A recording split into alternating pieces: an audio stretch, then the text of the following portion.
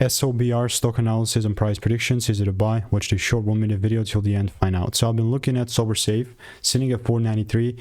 This is one heck of a bearish market still for me.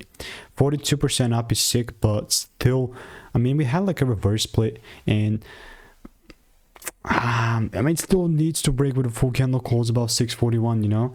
Now, having done well over 39,000 videos, spent 5 figures on courses and mentors, I know what's making me money and what's not.